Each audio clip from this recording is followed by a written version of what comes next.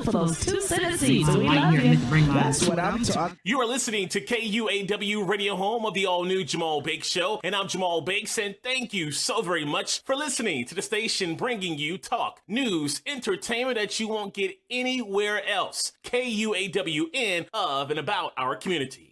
This is the last weekend before Christmas, and on Blue Side City, we're wrapping up our all Christmas blues and Southern Soul program. Gene Bailey. We have a very special guest that you will definitely enjoy, and we'll hear from some of the artists that's... Well, hello. Welcome back for another edition of Digi Sis in the Digi World. I am Ina P. Montgomery of Urban Tech, where I am the executive director, trying to help close this digital literacy divide that we have going out here. And as we know, unfortunately, that divide is, gap, size of a football field. I don't even know. It's just, unfortunately, crazy for this past year, where we already had an issue of the divide, and now our kids, Black kids, K through 12, are, I just can't say lost year. So we're not going to say lost year, but they've had some struggles over this past year in staying connected. Not all of them, but some of them in the urban core, not having internet access or not having a good hotspot that could carry the type of information that they needed it for it to carry. So yes, they can connect to Zoom. Yes, they can connect to Teams and have those class experiences. But anything outside of that, a little bit of a challenge. So we're going to keep watch on that. I'm looking at what I can do to help over this summer. I forgot what they're calling it, but it's like a summer catch up. And just basically having an opportunity for kids to catch up on those months that they lost. And I am a believer in the higher the bar is set, then the higher that the expectation will be met. I have seen it. I've worked with students who didn't even have a computer science class in their life, and they were able to successfully get through a cybersecurity class with all those content, with all those new words they never heard of before. You know, honeypots. I'm drawing a blank right now. Badge access, understanding remote areas, understanding external security, internal security. So they will rise to the occasion. All we have to do is set the bar, teach them, make sure they understand it, and they will comprehend, not only comprehend, but they will master the content and they will be ready. So I'm going to stay in that space. I'm going to stay in that mindset. I'm going to stay in that lane of optimism that knows that our kids can do it. So I don't know what the schools are planning to help these kids get on grade level for the past, I guess 4 or 5 months that they've lost, coming back now, kind of in a hybrid fashion, but still a lot of work to do for those kids who chose. They were not. It's not because the technology wasn't there, but they chose to be disconnected because they said that the online learning did not work for them. So anyway. Didn't want to open with my soapbox, although I did, because that's just kind of what I do. But so we're still in the month of March. We are on March 18, and we're still celebrating Women's History Month. And that's all women, of course. And of course, I am focusing on Black women because we have so many unsung sheroes who have done so much as far as their careers and contributing to technology. So we're going to, and as I pull up this website, they didn't have a couple of people who I expected to see. So I might have to, depending on how much time I have, I might have to check out more than one website. And then what I found, if you remember from last week, we looked at women in science. And today, did I do technology last week? You know what? That's probably why. Okay, so that's why they're pulling up, because I was supposed to focus on engineering. All right, so I'm going to keep chatting as I look for my sisters in engineering. And I kept wondering, I was like, why are these women pulling up? These are the same women from last week. So what happens when you got a lot going on in your mind? I have no help. I have no volunteers. Not saying it's because people haven't offered, but it's just saying that I stay moving too quickly. Oh, great. And even this, oh, I like this website. All right, let me go back. Where's my Zoom? Go here, go to share screen, click on that, and then click on this, and boom, where's it at? Illuminating Black Women, Unsung Champions of Innovation. Now, y'all know I love that topic because that's what I just said, unsung sheroes. Oh, here we go with another site. You know what? I don't like this cookie thing. Gotta accept the cookies in order to see the content. What's that? See, now they got this light box. All right, this website's doing a little bit too much. All right, so here we go. Stifle contributions of Black women engineers. Okay, I thought they were going to give me some names. This is an article. Well, that's okay. I can introduce the topic before I go to some women and look to see. All right, this is from Venture Well website. And they're saying this is from June. It's current, last year, 2020. And it talks about, celebrating the innovative breakthroughs and inventions developed by Black women engineers. For many years, Black women have helped guide the engineering field to new frontiers. In the early 1980s, Dr. Donna August, I mentioned her last week, became a lead software engineer at Apple Computers. I got to follow her. I'm sure she's got a LinkedIn or Twitter. I got to start following her because I was unaware with the whole Newton and the PDA, personal digital assistant. She was very instrumental in helping that develop that technology. All right, so they have the usual suspects, no offense to those sheroes, but Katherine Johnson, Dorothy Vaughan, and Mary Jackson. So we looked at them last week. Stifle contributions of Black women engineers. Through her analysis, she found the subsequent changes in policy and passing further segregation laws and acts of anti-Black violence, like the 1921 Black Wall Street in Tulsa,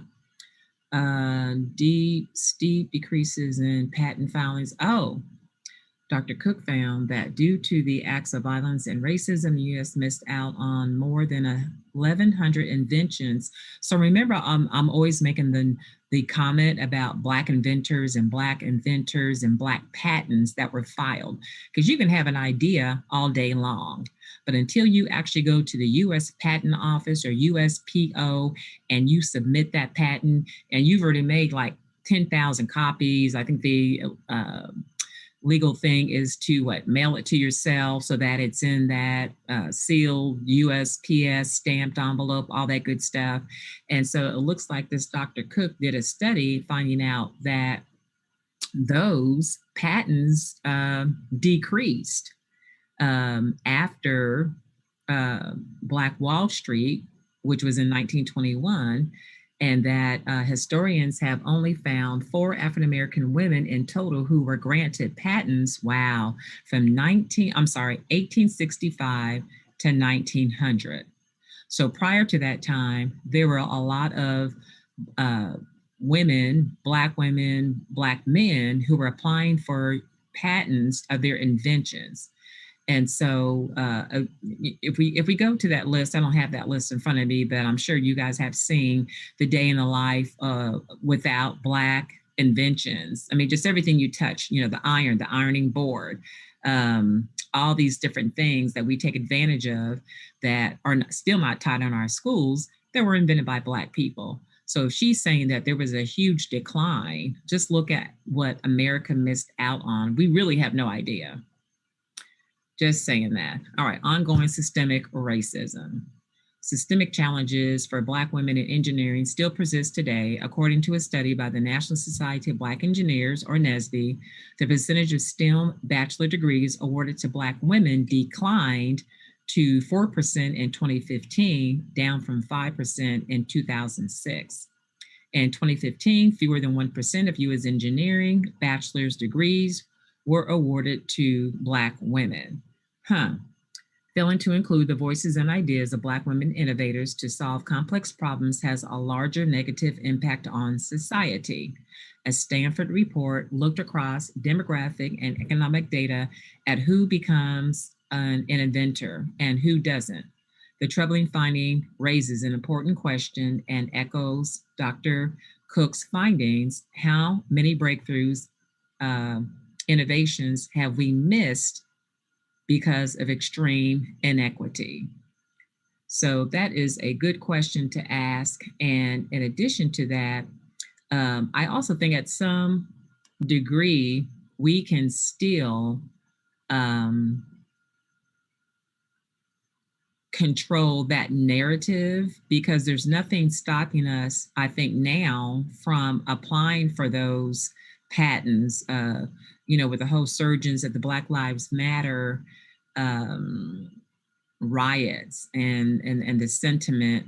I believe that we have at some level empowered ourselves to know that we can go and do without having to ask for permission or without being intimidated. So let's go see if I can find, all right, so here's a list here. Pioneering achievements of Black engineers. And so of course they start off, as all articles, with let me see, Mae Jemison. I'm sorry, this is a generic, this is not specific to, okay, where am I at? Who was the first, shucks, it's, engineer, I see.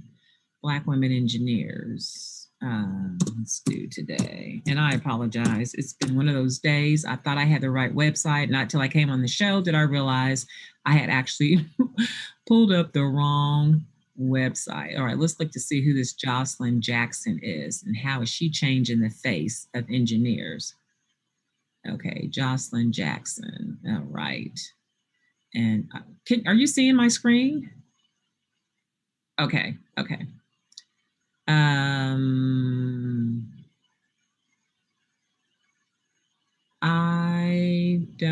I'm looking for a list like I had last week. Women of color in the engineering workplace. Okay, I'm gonna click on this link. And again, my apologies for not being as prepared as I should be. Women of color engineering workplace. All right, let's see what this is. So this should be, is this a report? All right, so here's some good quotes. Let me say these quotes. I like quotes. Don't get discouraged because there are people out there who aren't here for your success and your growth. That's good for any Black woman. The biggest challenge in the workplace was that I didn't feel like I would be myself and work. I really felt like an outcast most of the time working there. The best advice I can give would be stand your ground. That's one of my sayings, stand your ground. Make sure you don't let anybody tell you what you're worth. All right, so I think this is more of a report. I am looking for a listing, but you know what? I'm going to download and save this report and I'm going to read this thing and check that out later. Let's see what we've got here. I've got a lot of profile information and participant. All right, so this is like some study that they did and participant work experience. And so they have all the different, this is good. So you can see the different disciplines of engineering. Oh, I can't. All right, I thought I could zoom in on this page, but I think you guys can see that. We got aerospace engineering, chemical, civil, computer science, electrical, industrial, manufacturing, mechanical, software, and systems engineering. So with all those different disciplines of engineering, I don't see structural on here. You would think, well, I think civil and structural are the same, which is why it has that high number with 5. I don't know if this is a study of like a handful of people or what.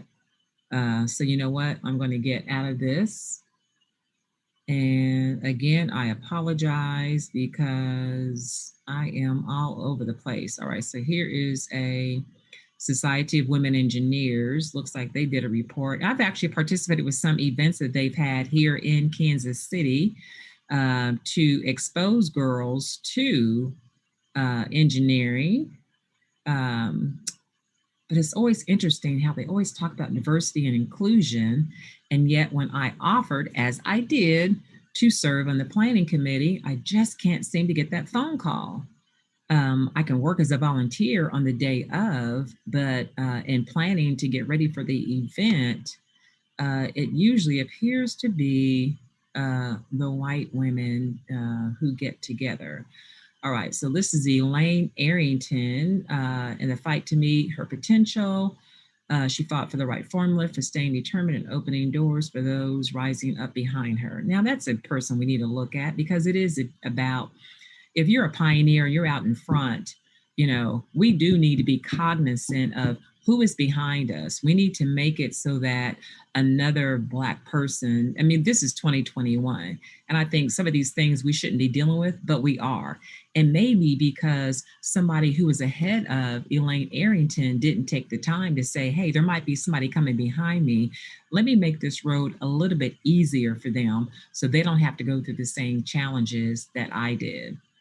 And so Elaine Arrington, again, my first time seeing her name, a gifted mathematician who encountered prejudice in high school, and then as the first African-American woman to graduate from what is now called the University of Pittsburgh Swanson School of Engineering.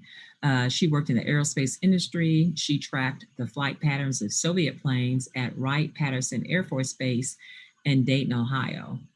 All right, so another hidden figure, basically, is what they're saying. She was also very math mindset. So this is somebody I think I'm gonna come back to later because I don't wanna have to digest all this, but it just looks like, it says in the same Chevron Science Center lecture room where she once taught mathematics. All right, so she is somebody to look up, Elaine Arrington. And I am looking for a leading, I'm not looking for a lead, I'm looking for leading Black women in engineering. All right, a lot of articles here. I'm trying to figure out, why do they have other lists? All right, so here, I am, and again, I'm apologizing, but all right, so we got Mae Jemison. We got Hattie Scott Peterson, and I'll just have to do the Wikipedia of her. The first African-American woman to gain a bachelor's degree in civil engineering. Finally, all right, so we got Miss Hattie Scott Peterson with a degree in civil engineering. Looks like she went to Howard, got her Bachelor of Science in Civil Engineering, and then she began working as a survey and cartographic engineer at the U.S. Geological Survey in Sacramento, California. What I like about these women, even that we looked at like last week, they moved around and they were very career focused and, took a position here, took a position there. And I think she just kept going. I can't remember her name from last week, but until she finally found that sweet spot, that place where she was accepted and where she could do the kind of work in technology that she wanted to do. So we're going to put Hattie Scott Peterson on our list as the first civil engineer. And I think I have to go back here. Annie Easley, computer scientist, NASA. And I believe she was mentioned, or was she? History officer. Okay. You know what? That is some small font. I'm going to come back here and see, is there a Wikipedia on here? She is, because I'm going to get all right. She was at the Lewis Research at NASA and also known for her work in NACA and NASA. And let's see, before the civil rights movement, enrolled at Xavier University in New Orleans, and then was an African-American Roman Catholic University, majored in pharmacy for about 2 years, returned to Birmingham as part of the Jim Crow laws that maintain racial inequality. They were required to pass the literacy test, I'm looking for her.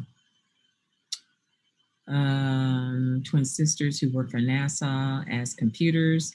She applied for the job the next day and was hired 2 weeks later, one of 4 African-Americans of about 2,500 employees. So she also began her career as a mathematician and computer engineer at NACA, N-A-C-A, Lewis Flight Propulsion Laboratory, which became NASA, later became NASA, and subsequently the John H. Glenn Research Center. All right, so we're going to put her on our list. I know I've seen her name before, Annie Easley. Then we've got Betty Washington. I'm not aware of Betty Washington. Did I hit it? All right, Betty Washington. I'm going to Wikipedia. And what's the, oh, she came out of Tuskegee Institute and Wayne State University. And looks like she worked for Dow Chemical. So she joined Dow Chemical, which is one of the leading research companies in the United States in 1965. And she was the first African-American woman to join the company in a professional position. Wow. She served as a consultant on polymers issues in the Saran Research Laboratory. 1970, she was promoted to senior research chemist at Dow Chemical. In 1973, she joined their Dow Chemical's Design Polymer Research Division, again working with later to find polymers that could improve latex. All right. And she's got a couple of patents here. Latex-based adhesive prepared by emulsion polymerization. You know, these things are really testing my vocabulary here. Composite sheet prepared with stable latexes containing phosphorus surface groups. So again, it doesn't say, I'm sorry, what kind of engineer she was. I didn't see that in the text. But I guess chemical engineer, dealing with those phosphates and professional, and yeah. So Betty Washington Green, Willie Hobbs Moore, have not heard of her before. And let's see, this is not really, oh, she was an engineer, all right. She was an American physicist and engineer. Let me pull her up on Wikipedia. Again, sorry that I'm using Wikipedia, but it's going to get me quick to where I'm trying to go. And she had her PhD in, she was the first African-American woman to have a PhD in physics. So we know she was a heavy hitter here. 1954, she began attending University of Michigan in Ann Arbor as a first-generation college student. There she earned a Bachelor of Science in Electrical Engineering in 1958 and a Master of Science in Electrical Engineering in 1961. And then she went on in 1972 to earn her doctorate in physics, making her the first African-American woman to receive a PhD in physics from an American university. So a lot of firsts today with these women in engineering. Of course, there's always going to be a first. While working towards her doctoral degree, Moore led positions at technology firms in Ann Arbor, such as KMS. She also held engineering positions at Bendix Aerospace Systems. I wonder if that was here in Kansas City, because I know that's where Bendix was, all torn down now. Let me see, Barnes Engineering and Sensor Dynamics, where she conducted theoretical analysis. Again, she's a heavy hitter with that PhD in physics, being the first woman. Looks like in 77, she was hired by Ford Motor Company as an assembly engineer and expanded Ford's use of Japanese engineering and manufacturing methods. She did this in part by writing a technical paper which communicated the concepts of Japanese engineer Junichi Taguchi as working design methods for practical use. So again, a very good woman to know about, heavy hitters. And these are all new names to me, I must admit. So that is going to be, let me see, who's that down there? That's Betty Green, Washington. Well, I know there are more Black women engineers out there, but it looks like I highlighted and I got to all, let me see, was that 5? 1, 2, 3, 4, 5. Why in 5 celebrations? Okay, let's see. This just says engineers, so it's not going to, yeah, this is going to be male and female. You got Mark Dean, my favorite. Talk about him. Oh, Ayanna Howard. Now, who is she? Has made great strides in developing robotics and artificial intelligence technologies with human-like cognitive abilities. Howard, an IEEE senior member, and I forgot what the IEEE stands for, received a Bachelor of Science in Engineering from Brown and her Master's and PhD, mind you, in Electrical Engineering from the University of Southern California in 1999 from USC. She's worked for a variety of robotic projects, such as with NASA, to study Arctic ice shelves and help children with special needs. Currently a professor and chair for the School of Interactive Computing at Georgia Tech. Again, she went to University of Southern California. Now she's at Georgia Tech. And so it looks like in science, you really just have to go where the opportunities are in your science, technology, engineering. I'm sure we're going to find that out in arts and math and all these different fields. Because especially having a PhD in physics, like the other lady had, you're not going to find like a lot of opportunities.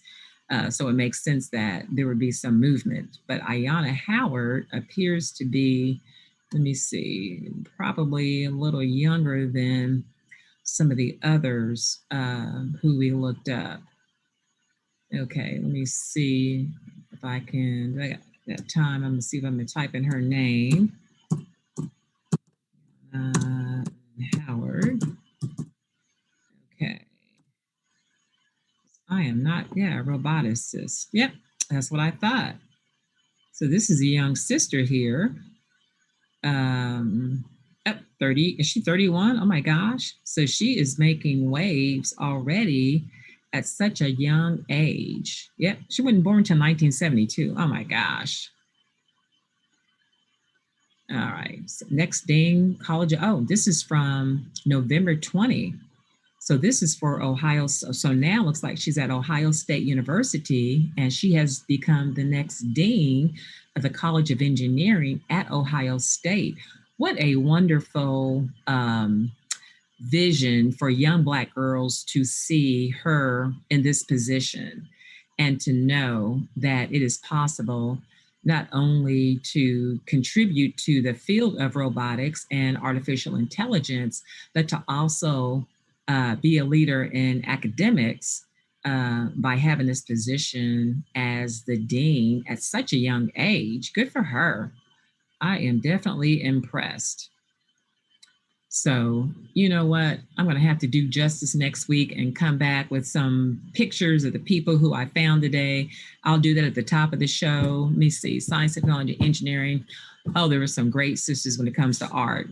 Next week's going to be really good too. So I'm going to recap some of these engineering sisters who I just kind of jumped all over and do my formal PowerPoint as I should have. And then we'll highlight the Black women in art, because there's some fantastic, there's an art, I cannot think of her name, but real good show, like way before COVID at the Kemper Museum. And in fact, the artist came to town. And so her work is fabulous. And so we'll look at her and some of the other women who are out there. So that's all I have, you all. I am so sorry for that. That was a bumpy show, Mr. Walker. That was bumpy, but we got through the, I stayed with it. We got through, and because I know, like I said, I wonder why they didn't have any list. And I probably just didn't find the site. But I'll find it for next week. And like I said, I'll do a much better PowerPoint, get those women in there, give them the just that they're due. They're already unsung, so I don't want to be dishonoring their contribution. Yeah. So I'll make it right next week, you all. So that's it for today. We're going to come back next week. We're going to talk about some art and Black women, because we know they're out there doing some fabulous stuff. And that is me. I am the Digi Sis in the Digi world, signing off. I will see you all next week. Bye.